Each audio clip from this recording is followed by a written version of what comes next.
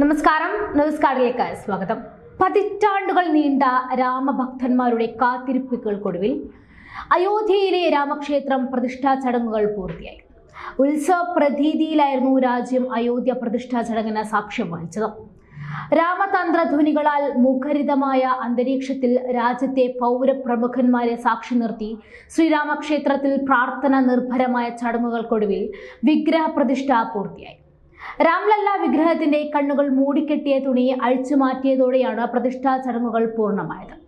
ഇതിനു പിന്നാലെ വായുസേനയുടെ ഹെലികോപ്റ്ററുകൾ ക്ഷേത്രത്തിന് മുകളിൽ പുഷ്പവൃഷ്ടി നടത്തി. മുഖ്യ യജമാനനായ പ്രധാനമന്ത്രി നരേന്ദ്രമോദി ചടങ്ങുകൾക്ക് നേതൃത്വം നൽകി.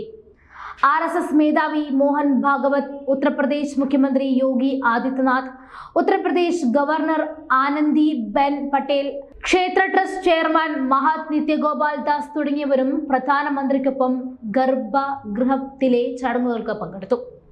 കാശിയിലെ വേദപണ്ഡിതന്മാർ ലക്ഷ്മികാന്ത് ദീക്ഷിത് ആയിരുന്നു മുഖ്യ പുരോഹിതൻ.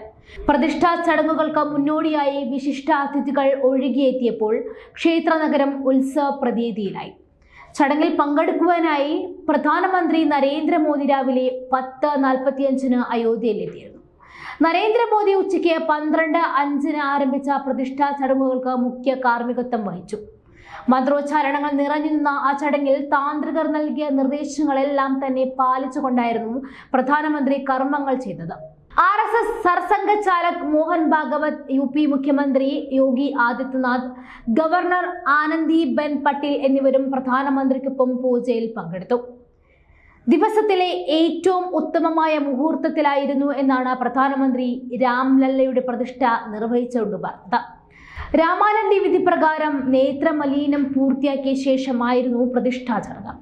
പ്രതിഷ്ഠ നടക്കുമ്പോൾ തന്നെ ആകാശത്തു നിന്നും വ്യോമസേന ഹെലികോപ്റ്ററിൽ പുഷ്പവൃഷ്ടിയും നടത്തി. ഉച്ചയ്ക്ക് 2 മണിയോടെ കുബേർ തിലയിൽ ദർശനം നടത്തിയാണ് മോദിയുടെ സന്ദർശനം പൂർത്തിയാക്കിയത്. കുബേർ തിലയിലെ ഒരു പുരാതന ശിവക്ഷേത്രം പുതുക്കി പണിയുകയും അവിടെ ജടായുവിന്റെ ഒരു വലിയ പ്രതിമ സ്ഥാപിക്കുകയും ചെയ്തിരുന്നു. മോദി ശിവക്ഷേത്രത്തിൽ പ്രാർത്ഥന നടത്തിയതിന് പിന്നാലെ ജടായു പ്രതിമ അനാച്ഛാദനം ചെയ്തു. രാമക്ഷേത്ര നിർമ്മാണത്തിൽ പങ്കാളികളായ തൊഴിലാളികളെ പുഷ്പവൃഷ്ടി നടത്തിയാണ് ആദരിച്ചത്. കനത്ത സുരക്ഷാ വലയത്തിനുള്ളിലും അയോധ്യയിലെങ്ങും ഉത്സവ അന്തരീക്ഷങ്ങളായിരുന്നു. പൂക്കളാലും വർണ്ണ വിളക്കുകളാലും അലങ്കരിക്കപ്പെട്ട പാതയോരങ്ങളിൽ ഓരോ 100 മീറ്ററിലും സ്റ്റേജുകൾ കെട്ടി വിവിധ സംസ്ഥാനങ്ങളിലെ സാംസ്കാരിക പരിപാടികൾ അരങ്ങേറി. പുലർച്ചെ 1 മുതൽ ആഘോഷങ്ങളാണ് ഉണ്ടായിരുന്നത്. ക്ഷേത്രം നിലനിൽക്കുന്ന പഴയ അയോധ്യ നഗരപരിധിയിലെ താമസക്കാരല്ലാതെ പുറത്തു നിന്നുമുള്ള ഭക്തരെ പ്രവേശിപ്പിച്ചില്ല. പ്രാണപ്രതിഷ്ഠാ ചടങ്ങിന് പാസ്സുള്ളവർക്കും മാധ്യമങ്ങൾക്കും മാത്രമായിരുന്നു പ്രവേശനം ഉണ്ടായിരുന്നത്. നാളെ മുതലായിരിക്കും പൊതുജനങ്ങൾക്കും ദർശനം അനുവദിക്കുന്നത്. പ്രതിഷ്ഠാ ചടങ്ങുകൾ പൂർത്തിയായതോടെ പ്രധാനമന്ത്രി നരേന്ദ്രമോദി കഴിഞ്ഞ ദിവസമായി അനുഷ്ഠിച്ചു പോന്നിരുന്ന കഠിന വ്രതാനുഷ്ഠാനങ്ങൾ കൂടിയാണ് വിരാമമിട്ടത്. പാലുകൊണ്ടുണ്ടാക്കിയ മധുരപാനീയമായ ചരണാമൃത് ഗോവിന്ദ് ദേവ് ഗിരി മഹാരാജ് പ്രധാനമന്ത്രിക്ക് നൽകി. ഇത് കഴിച്ച ശേഷമാണ് അദ്ദേഹം വ്രതം അവസാനിപ്പിച്ചത്. 11 ദിവസത്തെ വ്രതാനുഷ്ഠാനം വിജയകരമായി പൂർത്തീകരിച്ച മോദിയെ ഗോവിന്ദ് ദേവ് ഗിരി മഹാരാജ് പ്രശംസിച്ചു. ജനുവരി 12 യൂട്യൂബ് ചാനലിലൂടെയാണ് 11 ദിവസത്തെ ആചാരാനുഷ്ഠാനങ്ങൾക്ക് തുടക്കം കുറിക്കുന്നതായി മോദി അറിയിച്ചത്. ചരിത്രപരവും മംഗളപരവുമായിട്ടുള്ള ചടങ്ങിന് സാക്ഷിയാകാൻ തനിക്ക് ഭാഗ്യം ലഭിച്ചിരിക്കുന്നുവെന്നും അദ്ദേഹം പറഞ്ഞിരുന്നു. പ്രതിഷ്ഠാ ചടങ്ങുകൾക്ക് മുന്നോടിയായി വേദങ്ങളിലും യോഗസൂത്രങ്ങളിലും നിഷ്കർഷിച്ചിരിക്കുന്ന നിയമങ്ങൾ പ്രധാനമന്ത്രി കണിശമായി പാലിക്കുകയാണെന്ന് ഔദ്യോഗിക വൃത്തങ്ങൾ അറിയിച്ചിരുന്നു. 11 ദിവസം തുടരുന്ന വ്രതാനുഷ്ഠാനങ്ങളിൽ നിലത്ത് കിടന്നുറങ്ങുന്നതും ശരീരം വിഷമമുണ്ടാക്കുന്നതും ഉൾപ്പെട്ടിരുന്നു. ഒരു പുതപ്പ് മാത്രമാണ് പ്രധാനമന്ത്രി നിലത്ത് കിടന്നുറങ്ങാൻ ഉപയോഗിച്ചിരിക്കുന്നതെന്നും ഇളനീർ മാത്രമാണ് അദ്ദേഹം കുടിക്കുന്നതെന്നും പ്രധാനമന്ത്രിയുടെ അടുത്ത വൃത്തങ്ങൾ വ്യക്തമാക്കിയിരുന്നതുമാണ്. പ്രതിഷ്ഠാ ചടങ്ങുകൾ പൂർത്തിയാക്കിയ ശേഷം ചടങ്ങുകൾക്ക് നേതൃത്വം നൽകിയ നരേന്ദ്രമോദി നിലത്തു കിടന്ന രാമവിഗ്രഹത്തെ വണങ്ങി. രാജ്യത്തിനകത്തും പുറത്തു നിന്നുമുള്ള പ്രമുഖർ ചടങ്ങുകൾക്ക് സാക്ഷ്യം വഹിച്ചു. കാശിയിലെ ഗണേശ്വര ശാസ്ത്രി ദ്രാവിഡന്റെ മേൽനോട്ടത്തിൽ പണ്ഡിറ്റ് ലക്ഷ്മികാന്ത് ദീക്ഷിയാണ് പൂജകൾക്ക് മുഖ്യ കാർമ്മികത്വം വഹിച്ചത്.